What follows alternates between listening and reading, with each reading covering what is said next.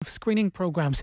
The call comes as figures reveal no mammograms were carried out in the month of April, compared to almost 14,000 in April of 2019. The number of samples sent to cervical check labs in that time frame was also down by 96%. Fianna Fáil's health spokesperson Stephen Donnelly says oncologists are staring down the barrel of a cancer crisis here. Across the board, we've got to get the cancer services back up and running, or we are in danger of having a higher fatality rate from extra cancer deaths, even higher than for COVID-19, which is something we can and must avoid. The British government setting out new rules and guidelines as it tries to relax the coronavirus lockdown in England. People are being told to wear face coverings on public transport and in shops to help stop the spread of COVID-19. Boris Johnson says he's relying on people to follow these new lockdown restrictions. This is the moment for the whole country to come together and to obey those rules and to apply their common sense in the application of those rules. Organisers of Electric Picnic say COVID-19 has meant cancelling this year's festival has become unavoidable. They say ticket refunds for the Stradbally event, which was due to get underway in September, are available from wherever people got theirs from. Colin Crofty from the Association of Festivals and Events says putting on an event of such scale would have been a challenge. Trying to manage a campsite in that environment, it's fraught, and the additional layers of complexities of management and indeed cost that all these requirements would place makes the viability of them is called into question. And the Taoiseach met with the chief executives of the 5 main retail banks today. The heads of AIB, Bank of Ireland, Ulster Bank, Permanent TSB and KBC all sat down with the finance and business ministers. The banks were reminded of their important role in supporting the reopening of the economy by ensuring a flow of credit to businesses as they begin to trade again. That's it for now. More in an hour. News Talk Weather. Thanks to the AA. For great value van insurance, go online to theaa.ie. Cool tonight with clear spells, lowest temperatures of -2 to +3 degrees. And now you're up to date on News Talk. Off the ball. This is News Talk. Hello there, you're very welcome along to the show. So last night John Horan made it pretty clear the GAA and social distancing don't really go hand in hand, which frankly means the likelihood of a championship this year is slim. There is hope, slim hope, of October. We'll chat to a manager in his first year in charge, Mike Quirk. Now over the leash, footballers, not the first year in charge he expected. He's here at 7:30. On Monday Night Rugby, we are reuniting 2 midfield partners in crime, Brian O'Driscoll and Rob Henderson. And on the football show, familiar voice, especially on Champions League nights, often as a pundit, and on Saturdays as well. We'll chat to Damien Delaney in depth about his career. 53106 is the text number. We are at Off the Ball on Twitter. As ever, do get in touch. We have Richie McCormack. Hello, sir. How are you, Joe? You well? Very well, very well. And Nathan Murphy as well. Good evening. How's it going? Very well. Damien Delaney on the way between 9 and 10. He's turned into a brilliant pundit, I think. Straight talking and gives lots of good memories and insights from his own career. Brilliant tactically on the game as well, I find, on a Champions League evening. And a remarkable story as well in many ways. He was a long shot, to say the least. Left school to do a FOSS course after his junior cert. His mum wasn't so sure, understandably, but she gave him the okay. Cork City, suddenly finds himself at Leicester out of the blue. It's really when he turns 30, 31, and he's had a miserable time at Ipswich, and he's had the QPR experience, which was a mess as well. They were a pretty dysfunctional club. And before that, he'd had 6 years at Hull, which were good, but he probably was underpaid and maybe underappreciated. At 31, he's kind of scratching his head a bit. He's played a lot of games and he's thinking, well, that's kind of my career really. I'm heading towards the scrap heap, and little does he know he's got 6 of the best years of his career coming up at Crystal Palace. Premier League football, life-changing money, and just an unexpected bonus at the end of his career. The moral of the story, Nathan Murphy, is never give up. Yeah, and well, things have a way of working out as well, because while you could look back at his career and he could look back and go, well, if only I got to that level that I got to at Crystal Palace earlier, what a career, how many more caps would I have won, how different could my career have been? But maybe just the way he was set up, maybe it just suited him in his 30s, and as you say, he came into the Premier League in his 30s when the money was there to be made, that if he'd made that when he was 21, 22, things could have gone awry slightly, could have gone slightly differently for him. So it was strange seeing him arrive in the Premier League around that time with Crystal Palace, because I don't want to say he'd been forgotten about, but you know, he hadn't really been around Ireland squads, and you sort of presumed that once Palace were promoted that they'd sign a centre back, they'd spend 25 million on someone, and that'd be the end of him. But he hung on in there for 3-4 really good years, and that year when he obviously scored the goal against Liverpool right at the end of the season in 2014, he was exceptional. He was absolutely brilliant. Well, he tells the story in the interview. It's on the way between 9 and 10. When they won promotion, he grabbed Ian Holloway in the dressing room at Wembley and he said, "Don't you dare sign a centre-half. You just give me a chance here. Give me one chance." And he remembers watching the fixture list come out and he saw it was Spurs first up. Soldado was the big signing and he was thinking to himself, "Oh my God, what am I doing here?" But he did just fine. A very good player and a really good pundit. So he's on the way between 9 and 10. We have Brian O'Driscoll, Rob Henderson. Partners in crime in Paris, partners in crime for the Lions in 2001, reunited and swapping stories. Rob Henderson, very funny man, actually.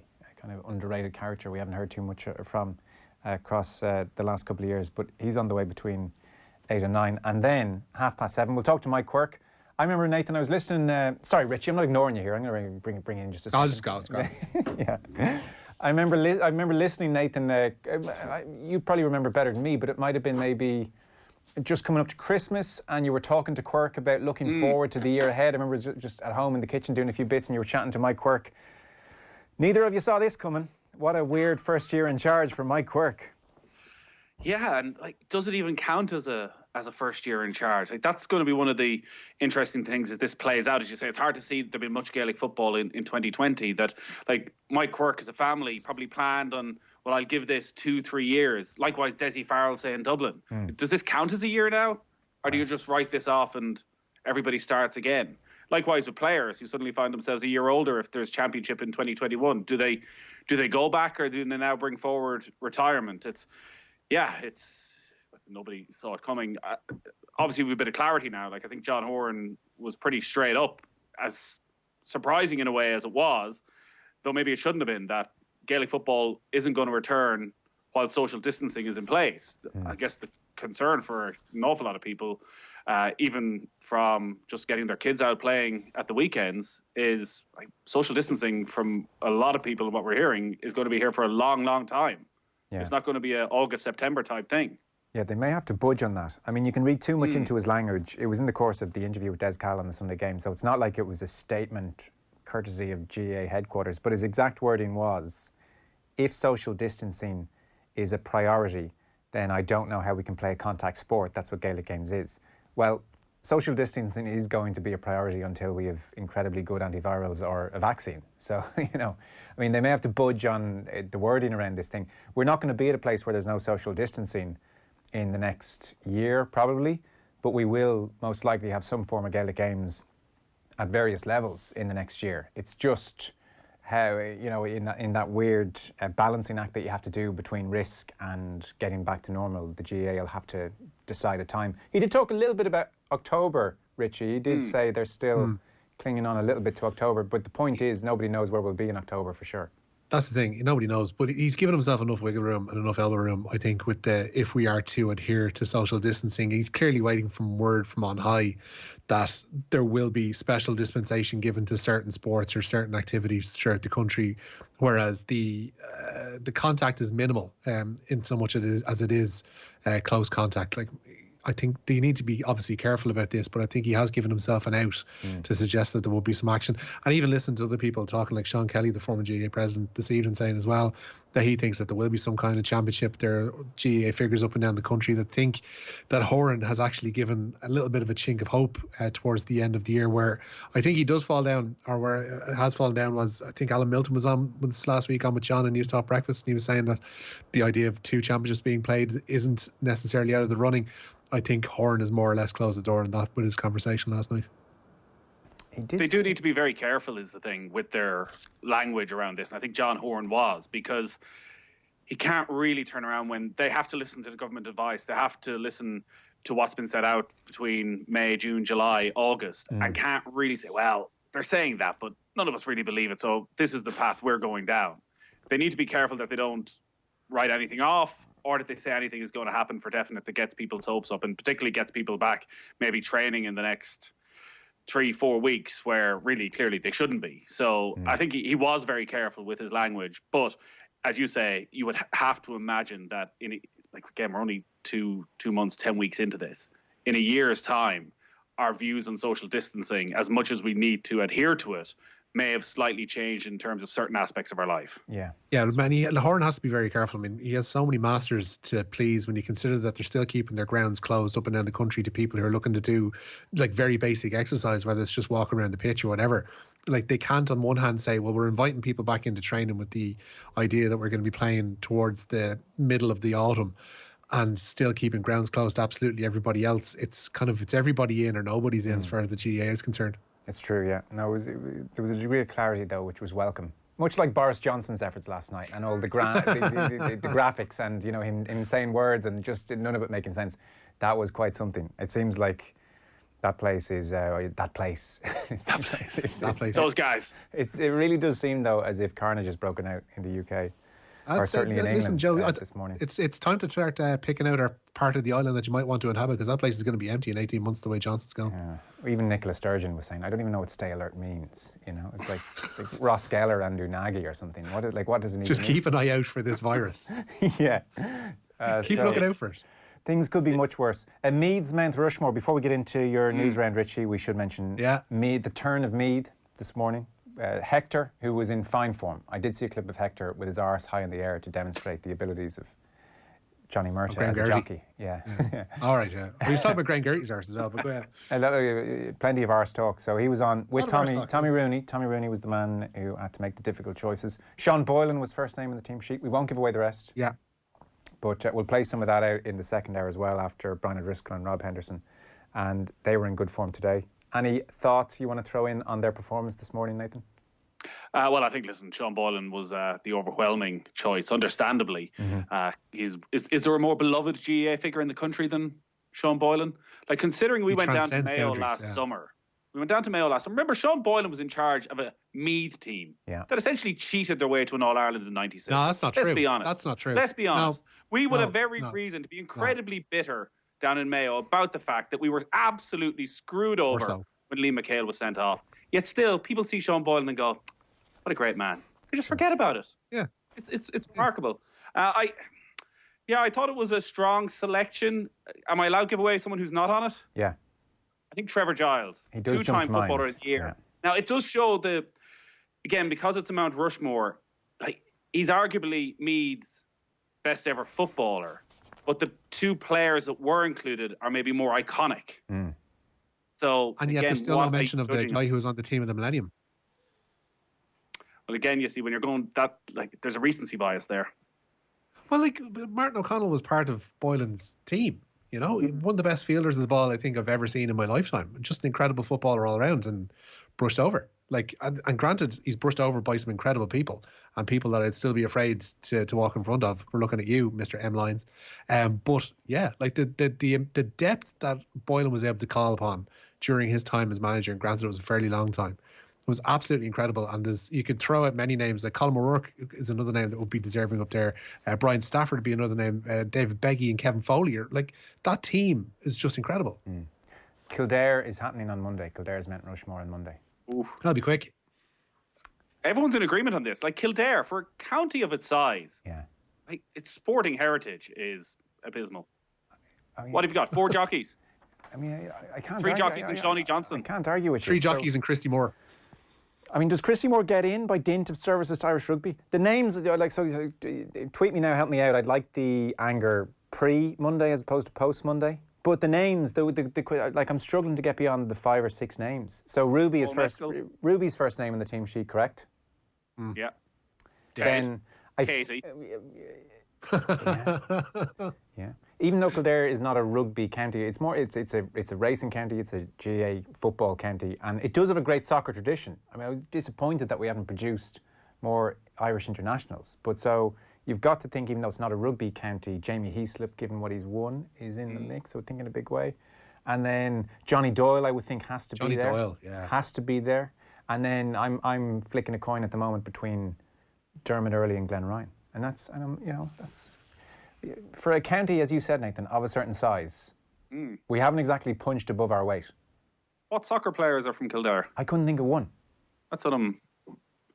Yeah. For like a county, it does... Obviously, a lot of players coming through now, younger players, because of so many of the towns close to Dublin are sort of feeder towns that are playing for a lot of the big Dublin clubs, but yeah, Kevin Feely. It's bizarre. It has lots of great. It has lots of great soccer towns. You know, the north of the county, Leaslip United are very strong. Selbridge Town, like brilliant soccer tradition. I'm from Selbridge.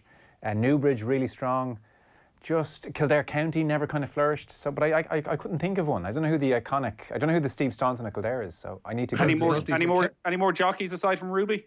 There must be. Do most of them just moved to Kildare and have grown up elsewhere? I think there's a bit of that. Yeah. All right. That's on Monday. Now let's start. Paul Mescal surely gets in just by dint of that performance. I mentioned that, yeah. Normal people. So, Richie, we're starting with the GAA as well as John Horan offering some clarity last night on returning to play. The financial aspect was talked about. Yeah, they're facing losses of €50 million if the 2020 inter-county season is wiped out by the COVID-19 pandemic. GAA President John Horan says he can't see any games being played again this year while social distancing measures are in place.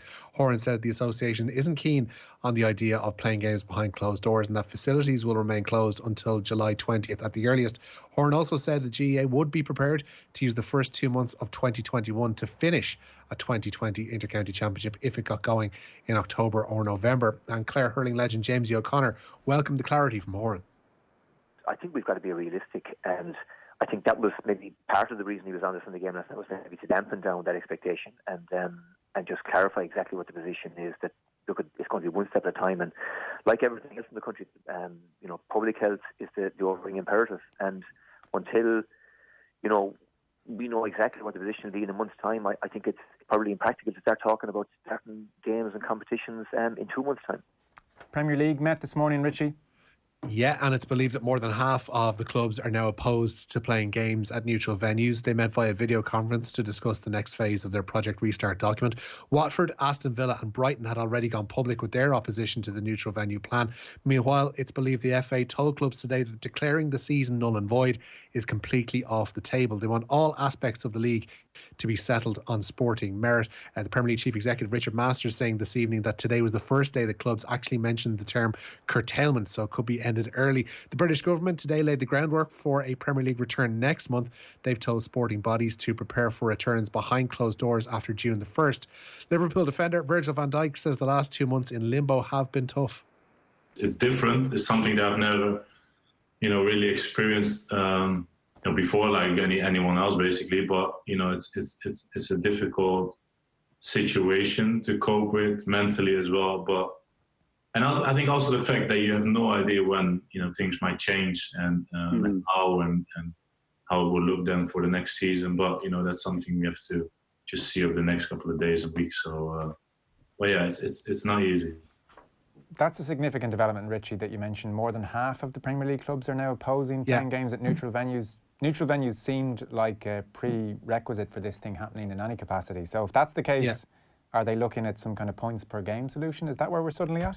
Well, the neutral venues thing, to tackle that first, 12 clubs in the division are believed to be against playing at neutral venues, some of them more strongly than others. This is down, they say, to the fact that a lot of them have very lucrative sponsorship deals attached to their grounds. So grounds that essentially have title sponsorships are ones that would not be in use maybe, and that clubs would be opposed to that because it would cost them a hell of a lot of money. On the subject of curtailment, that isn't attached to the fact that it would be a neutral stadiums. I believe the government in the UK are actually open to games being played home and away. It's a matter of convincing the policing agencies that this would be okay and that crowds wouldn't actually congregate outside of the grounds on match days, which is a major worry because obviously that would contravene social distancing guidelines. And then on the curtailment plan, today is the first day, according to CEO Richard Masters, that they discussed possibly ending the season. And if that does come to pass, then it will be a case of it being settled like they were in France on a points per game basis. Greg Clark from the FA saying that they will be sticking to relegation as well. So there's a couple of teams that are looking over their shoulders pretty nervously at the moment. Okay. What do you make of that, Nathan? Yeah, well, there was obviously some cracks over the weekend when it went from first 6 clubs were opposed to neutral venues, then it was 14. It seems that today's meeting was on getting everybody on the same side again. They couldn't really make any decisions because, as you mentioned there, like Boris Johnson's speech last night was so confusing that it's not really clear what the path is for the Premier League in terms of when they can go back playing games. They're still talking about potentially the 12th of June. You just feel at this stage, no matter what happens, it's going to be a legal minefield at the end of all this, unless they can somehow get every game played home and away as normal, even behind closed doors. Whatever teams are relegated, there's going to be a massive, massive issue with them. Even points per game. Remember, you've got different clubs have played different amount of games, have played different quality of opposition. Like, that's where it gets really complicated. I mentioned this before. Some teams have played Liverpool and Manchester City already. Some haven't. Are those teams at an advantage? Can it be done in predicted points per game? It's hard to see how it doesn't end up as an absolute mess unless and it seems clear that the FA, the Premier League, everybody's insistent that relegation does happen. The one that I saw pointed out earlier on was that Aston Villa would go down if it's based on points per game, but because they played one game less, and that game was themselves getting to the League Cup final. So they would be essentially relegated for getting to the League Cup final, which seems a perverse situation and one that they definitely see actionable. Meanwhile, Rich, French rugby? On the French rugby situation, French top 14 clubs could threaten a boycott of next season's Heineken Champions Cup. They want to increase their allocation from 6 to 8 clubs, but have been met with resistance from the Pro 14 and the English Premiership. The current top 14 campaign has been abandoned with 9 games of the regular season remaining, and as things stand, both Toulouse and Montpellier will miss out on places in European rugby showpiece competition. La Rochelle head coach Ronan O'Gara joined the lads on OTBAM this morning, saying World Rugby are due to discuss the remainder of 2020's calendar in the coming days. If you were to play a top 14 season without that's without playoffs, you have 26 league games. So there, like as you say, there's an awful lot of digging through here to get what is actually the best formula for having an attractive calendar that suits everyone. I think also, it doesn't make sense for me the fact that in June or after a European Cup final, a lot of Irish players go to the Southern Hemisphere in the depths of winter. And then the Southern Hemisphere comes to, I know we've been spoiled with the weather the last probably year or two in the end of November to play the big games. But if you were to reverse them straight away, I think it would be a far more attractive game, and you're not looking for extra windows. But the problem nowadays is you've 52 weeks in the year, you've probably 40 of them are viable because with the players' unions and with player welfare, 12 of those weeks, it's essential that the body recovers and its rest periods. So you probably have 40 weeks, and with that, I think if you could get 30 really meaningful games, you'd have a really attractive calendar. That's Raj this morning with Jaron Owen. Full chat is waiting for you at offtheball.com. That is surprising that the French want to go from 6 clubs to 8 in the Heineken Champions Cup. That is a competition that already it has 20 teams. We can't have 8 French clubs, especially when more than half of them give up 2 or 3 games in anyway. I'm not sure that's the way to go. Meanwhile, Serie A then, what's the latest? Yeah, clubs there have been given the green light to resume group training next Monday. The country's health and sports ministers both signed off on the Italian Football Federation's medical protocols surrounding a return to play today. Players have been mass tested since last week and have been training individually. Serie A has been on hold since the March 10th round of games, and the rates of infection have dropped significantly since their peak, which came in late March. So I see your next story is Kyle Walker. I have seen Kyle Walker headlines a lot for the last few days and just haven't got in there and read the details or know what's going on. I know he thinks he's being harassed. What exactly is going on here? I'm not totally au fait with the last week in Kyle Walker's life. Well, it began initially with a party which involved some sex workers at his house and has finished pretty much with him trying to visit his family and giving his sister a hug. And he now has written to Manchester City supporters to apologise for breaking coronavirus lockdown guidelines. Walker posted on social media detailing how he had travelled to South Yorkshire to visit his sister and parents at different addresses, saying he felt harassed by the media who are following him and photographing him in the process. And in the letter to fans, Walker says he's sorry for breaking the rules while insisting it will not happen again. Okay. And do you know enough? Has he been harassed? Is he getting unfair treatment? I haven't. Basically, he broke the rules the first time round when he had that quote-unquote party at his house. He's been kind of a lightning rod for the press, I guess, since then. He wanted to see what he was going to do next. He went to visit his family, had travelled from Manchester to South Yorkshire, which in itself is a nice little distance, to visit his family. Probably not the best advised. He should have seen to a degree that this was coming, and probably uses a bit of cop on more than most, because if you're going to be caught once, you don't want to be caught again. Okay. Come on, Kyle.